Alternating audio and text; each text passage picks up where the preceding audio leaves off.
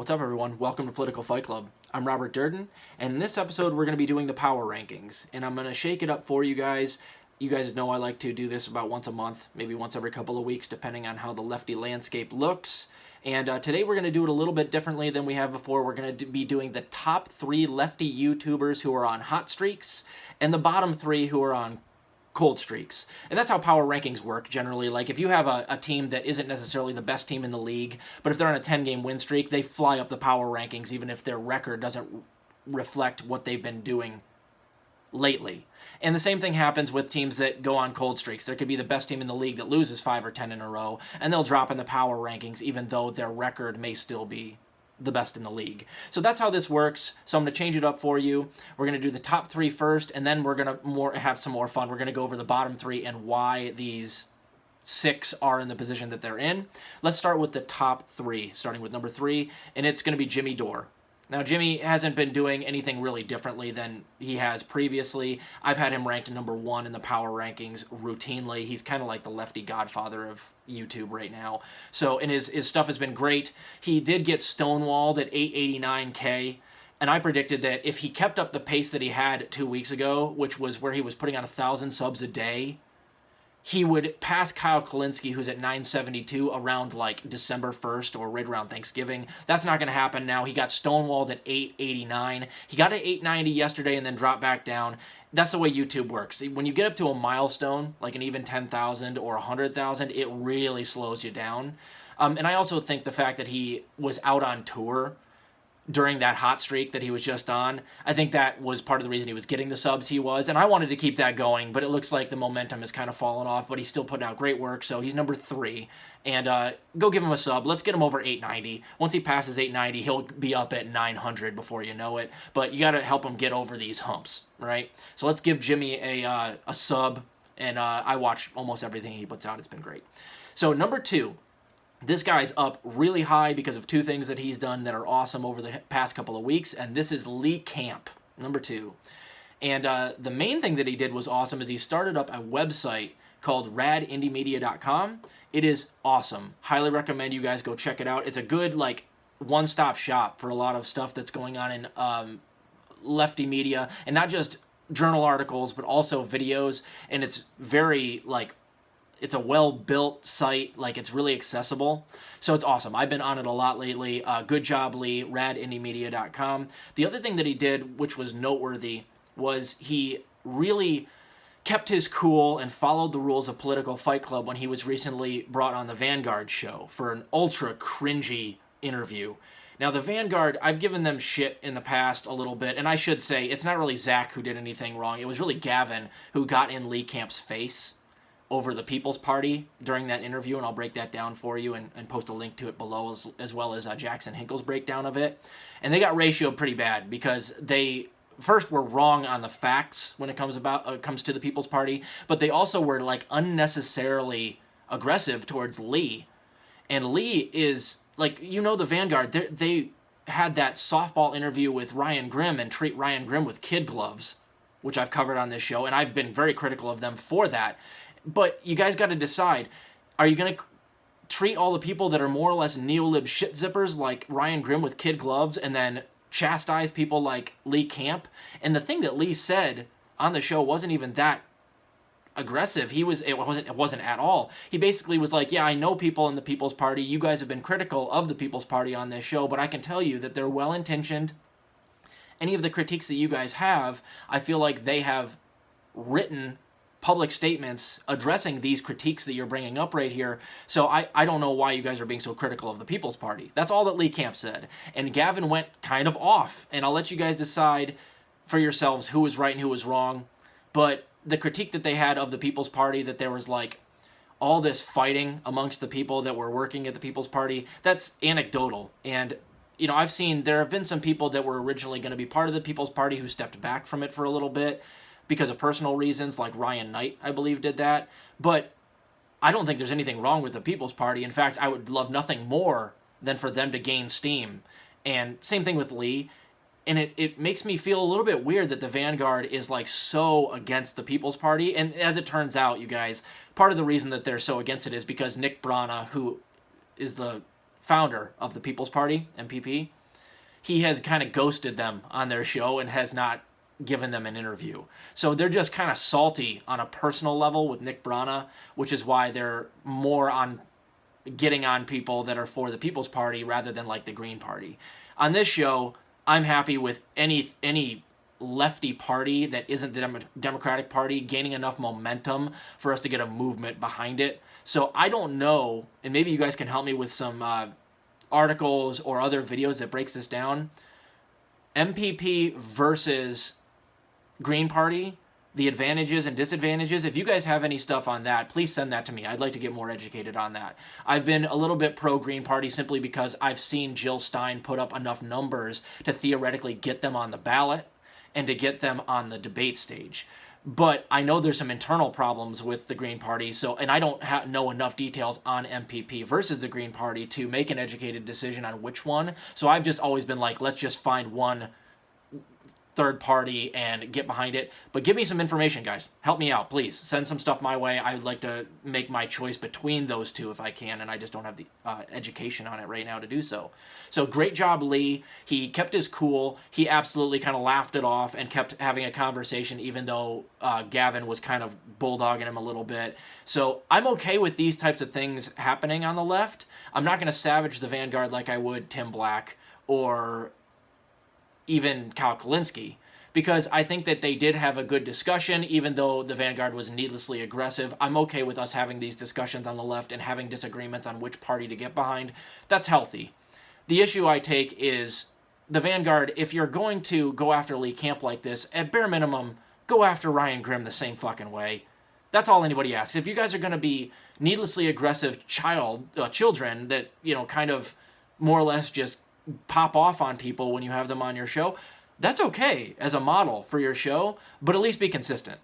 Go after Ryan Grimm exactly the same way that you did Lee Camp. And just FYI, if you want leftists to trust you, and if you want to be considered a leftist, if you ask most leftists who they prefer, Lee Camp, Ryan Grimm, everybody's going to pick Lee Camp. Me too. Me included. So great job, Lee. The Vanguard will be in the bottom three because of that interview, though, so we'll get to that last. Okay, and then number one in the power rankings, and this really wasn't close, Fred Hampton Leftists. Nobody's putting up more or better content, and they're running with the kind of the political fight club model. They probably had this figured out before I even started my show.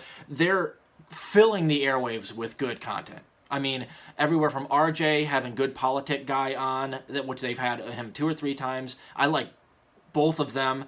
They're really bringing in other people from other YouTube channels, myself included, because I was invited on Sabby Sab's show, and I will be on Fred Hampton Leftist here in the future eventually here. But Nick also had Jimmy Dore on, which was delightful interview. And no one's putting out more content that is of higher quality, and the likes to dislike ratio are off the charts. The amount of views to the amount of subs they have are off the charts, and with our help, they will break 10,000 here in the next week or so.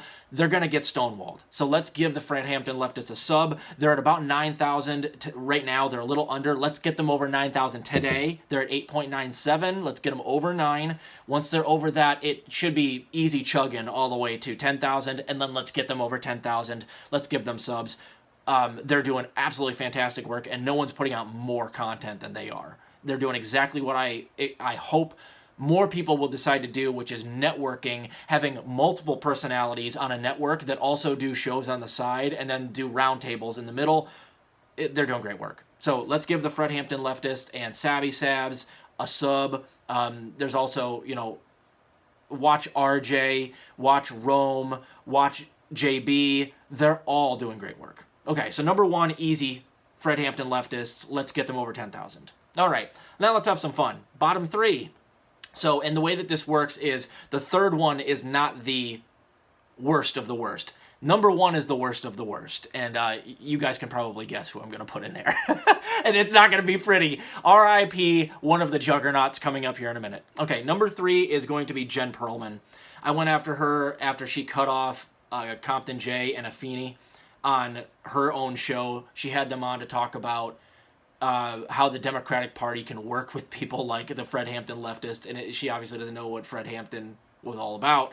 And it didn't go well. She cut off Jay and Afeni on her show, and it has not been good for her since. It really doesn't look good. So I'm not here to rehash that. I did a video specifically on that, and the Fred Hampton Leftists have already responded, so it's all good. What I am going to put up are some numbers. Jen had a run 2 days ago, unlike anything I've ever seen. She has 7.21 thousand subs, or 5 times as many subs as I do. And she had a run where she put up these 3 episodes in a row, and I'm going to read them to you, what their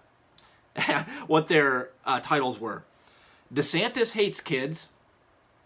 Then she made one called Did the People's Party Derail Nina Turner's Campaign? And she made another one called Can the People's Party and the Democratic Party Coexist or Learn to Work Together? Now, the DeSantis video had a grand total of 1 view, which I imagine was Jen herself watching it after she put it up to make sure there were no glitches. The second one about Did the People's Party Derail Nina Turner, that had 2 views. It has 3 now because I watched a little bit of it just to see what the like to dislike ratio was. So I think I was actually the 3rd view. So that's 3 views grand total between those, 4 if you include mine. That ain't so good if you have 7,000 subs. And then coming in first place of all of these videos was the Can the People's Party and Democratic Party Coexist. That had 6 views. 9 views total for 3 videos that have been up for like nearly 72 hours. That's like Shaq's being put in the game to take free throws. Like that, just airball, airball, airball. Like there's just tons of airballs. It does not look good for Jen Perelman. She has not really recovered, and I don't think she should recover after her cutting off the Fred Hampton Leftists on her show. That ain't so good. The only videos that she has that are doing well is when she name drops other people. Like she had a video that got 200 views from like a day or 2 ago, but it's because she name dropped Susan Sarandon in the title. So nobody's tuning in. She doesn't have a lot of people that are her own subs that are like really dedicated to her stuff. The like to dislike ratio at best has been like she'll get 5 likes and 3 dislikes. That ain't so good, man. So they're not picking up what she's laying down. It does not look good for Jen Perelman, and I don't think it should look good because she's using her show as a springboard to make a congressional run again. She wants to run against Wasserman Schultz again. She got killed in the last election. She wants to use her YouTube channel as a way to like springboard her into Congress, and nobody on the left wants to see that anymore. We're done with that formula, and she's addicted to the AOC and the squad formula. She wants to be part of the squad, and people aren't picking it up. So you got to change your rhetoric, otherwise you're going down, Jen. I don't think you'll ever get to 7,500. Number 2 is the Vanguard. Yeah, and it's just for that last reason. Really, it's just Gavin. Zach, I think, was trying to actually neutralize the ire that Gavin was throwing towards Lee Camp. You can see in his face that he's like, hey, Gavin, shut the fuck up, man. Shut the fuck up, man. Why are you getting so hype? You can see him like roll his eyes a couple of times during the interview. So, but the Vanguard, you guys got to like pick a side. And you also got to pick a formula. If you're going to be super aggressive on people, then be super aggressive on everybody. Get at Ryan Grimm, get at Noam Chomsky. You didn't press Noam Chomsky the way that I thought you should, even though you pressed him a little bit. You know, decide what your formula is, but you can't decide how aggressive you're going to be based on who your guest is going to be. And if you're going to do that, you should be hyper aggressive towards the opposite side of the spectrum, the Grimms, the establishment Democratic types, the Thomas Frank types. Be aggressive towards those kind of people. Lee Camp is not your enemy. But if it turns out that that's just who you guys are, where the Lee Camps of the world are going to get shit on your show, but the Ryan Grimms know that they can go get a sponge bath from you, that tells us all exactly what we need to know about what your show is. So, kindly, stop being fucktards and just start attacking everybody equally, or if you're going to attack people, attack Ryan Grimm! Attack him as much as you did Lee Camp and everybody would love it. I don't know. So you're on a cold streak right now. I have ranked them before pretty high in my power rankings before. They have fallen quite a bit. And they need to correct, otherwise they're going to stay on this part of the political power ranking spectrum. Number 1 is easy. The king shit of the left right now, Kyle Kulinski. And The reason for this is that his content has drastically changed. And like I said, I had him ranked number 1 in the power rankings in my first power rankings or my second power rankings, which was 6 months ago. I was a huge Kulinski stan. But you guys know, since then I've made basically a catalog of all of the missteps he's made and all of the shit content he's put out over the past 6 months. And a lot of it, I think, has to do with he was forced to decide which side he was going to be on, the true left or like the corporate left, when the TYT thing happened, when they got shredded by Jimmy Dore over their slander of Aaron Mate and that whole feud that lasted a couple of months. Kulinski came out and weighed in on that publicly, and his fans did not like it. He basically equated Jimmy Dore making fun of Anna Kasparian's too short a news skirt with all of the shit that TYT has been doing, which is far worse. McCarthyite smearing, slander of other journalists, which doesn't just include Aaron Mate. They've gone after some other people. They've, said that Rania Khalek needs to fact check more. Anna Kasparian saying that Rania Khalek needs to fact check more. Isn't that the pot calling the kettle black? Rania Khalek is a fantastic journalist. So all they're doing over at TYT is slinging mud towards the left, and Kyle Kulinski wants to act like, well, I want to stay out of this, and it's equally bad on both sides. Bullshit. There is a right side to be on there, Kyle, and he came out on the wrong side of that. His subs have not been the same. He stunted at 972. His views are down to about half of what they were about 6 months ago. He was averaging 60 to 70K. Now he's more around 40, 35 to 40. And some of his aren't even getting any traction whatsoever. Now here's the main thing I have a problem with him doing now. Go and look at his videos that he's made over the past week. Just look at the last 10. I looked at the last 11 to give you an idea of how bad this is. 7 of the last 11 videos he's made have been going after Republicans and Fox News or righties. Kulinski used to go after other people on the left occasionally if they were doing bad stuff, like MSNBC, CNN, Joe Biden, the Squad. You want to know how many Joe Biden videos he's made over those 11 videos? 1. And it was talking about how awesome he is. He also made 1 about the Squad. Was it being critical of them? No, it was basically sucking off Ilhan Omar for calling for Joe Biden to pardon Daniel Hale. The Squad isn't doing, as you say, Dickie McGee's acts to actually get these whistleblowers out. And to be fair, AOC has been like anti-Julian Assange lately, but I don't see you making any videos about how AOC sucks for not wanting whistleblowers to get pardoned. No, but he'll selectively choose when one of them tweets something about how Daniel Hale should be pardoned and blow it up, just like David Dole or Mike Figueredo, other extinct channels who have their viewers and who are only going to lose them and are never going to grow anymore. So those are notable mentions, by the way. The only reason I don't include them is because I don't watch them anymore. I watch about 1 out of every 10 Kyle Kulinski videos that I used to. No more Dole, no more Figueredo. Those are extinct channels that the only place to go is down for them. And they all chose their coffins when they didn't take a side in the TYT Jimmy Dore thing, and particularly the OPCW cover-up and the slander of Aaron Mate by TYT. You have to pick a side on that. You have to call out lefties like TYT who are committing slander. Otherwise, we're never going to self-correct. And they chose the wrong side. And unless they came out, I don't think they're ever going to come out and apologize. I would love nothing more than for Kyle to do what I've recommended. Go on Jimmy Dore's show for 2 or 3 hours, shred the living fuck out of TYT, put them out of their misery, but Kyle's never going to do that. He's chosen what side he's on, and I am going to say officially RIP Kyle Kulinski. I will likely be unsubbing from him pretty soon, which is how the mighty have fallen. Like I said, 6 months ago I was a Kulinski stan. And no one's been more critical than him of me trying to get him not to go over to the dark side over the last 4 or 5 months. He ain't listening. And his suits are starting to look real expensive. I don't know if you guys saw that recently. Kyle ran into some money, and I think TYT's in his ear. I think that Jenk is in his ear. You don't do 8 or 7 out of 11 videos demonizing the right out of nowhere when you used to do exactly the opposite, unless you've chosen a different path. And that path is doing what David Dole does, doing what Mike Figueredo does. Demonize Republicans all day long, talk nonstop about Marjorie Taylor Greene, and then give tacit credit during little teeny tiny victories for people like Biden, which Kulinski has been making the biggest mountain out of Joe Biden getting out of Afghanistan, giving Biden so much credit, being a complete stan. It's like, yeah, let's give some credit. He did get out. He got some public troops out, but he still has the CIA there, and they're still doing drone strikes, which we know, by the way, because of Daniel Hale,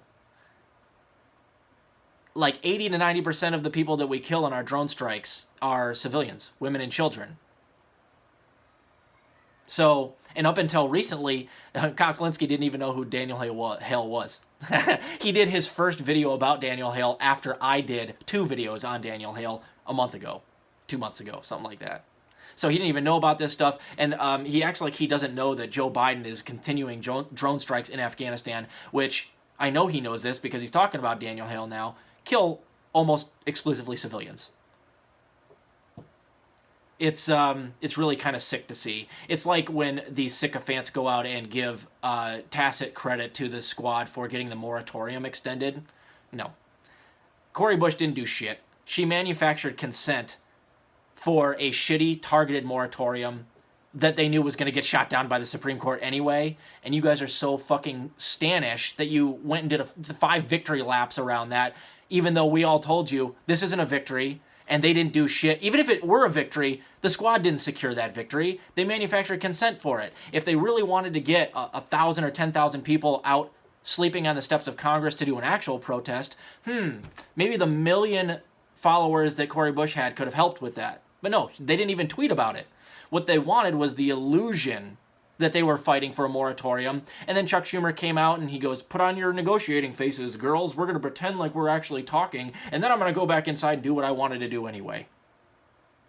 And hook, line, and sinker, you got Kulinski falling for that shit. And that's all they do. Dole, Figueiredo, Kulinski. That's all they do nowadays. They look for the things that they think they can peddle as victories of the squad, and then they run them out there and do 5 victory laps about it, even though, you know, a year ago, Kyle Kulinski would have looked at what the squad did and gone, yeah, that's them manufacturing consent, and that's them not fighting. That's them giving the illusion that they're fighting. And that Kyle Kulinski would be ashamed of what Kyle Kulinski is today. So, R.I.P. Kyle Kulinski, I'll be unsubbing today, and I don't care what you guys do, but with this shit he's putting out, I mean, just unsub from him and go follow the Ring of Fire. That's what the Ring of Fire does. Go follow Farron Cousins. That's all they do, too. And quite frankly, they do it better than Kulinski does.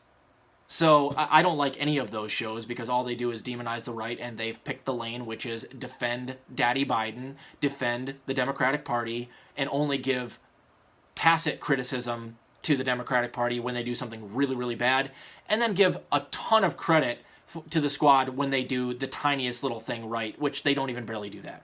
They give them credit when they tweet correct. It's like, oh, fuck. We know that they can tweet all right. Where's the $15 minimum wage? Oh, wait, that's right. They let that fall through. Where's Medicare for All? Oh, that's right. They let that fall through.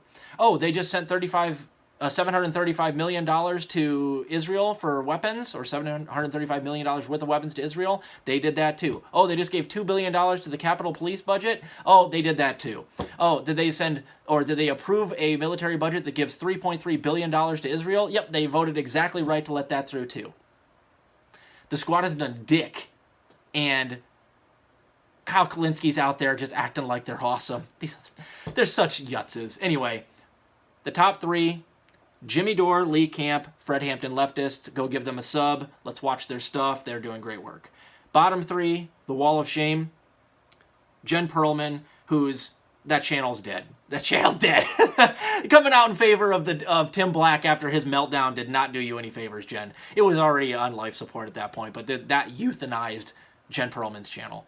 Number 2, the Vanguard. You guys got to decide what you guys want to do with your channel, because there's no lane where you are right now. And if you keep insulting people, or going after people, I should say, like, you know, Lee Camp, and then refusing to really go after people like Ryan Grimm or Thomas Frank, I don't think a lane exists there, and I think your channel's going to have a hard time. This is why part of the reason Jackson Hinkle leapfrogged them recently. It's Jackson just puts out fire, and the Vanguard has these setbacks. They won't call out Ryan Grimm, but then they'll go after Lee Camp. That's not going to work, guys. Number 2. And then number 1, easily undisputed king shit, is Kyle Kulinski. R.I.P. Kulinski. I wish we could have gotten you from going over to the dark side, but that wasn't going to happen. I did everything I could. Anyway, he's gone. It's really too bad to see, but we have some awesome other channels that are emerging on the left, so I have plenty of stuff to watch. Anyway, keep fighting the good fight out there, guys. I'll get Chapter 9 of Matt Taibbi's The Divide to you later today. We'll see ya.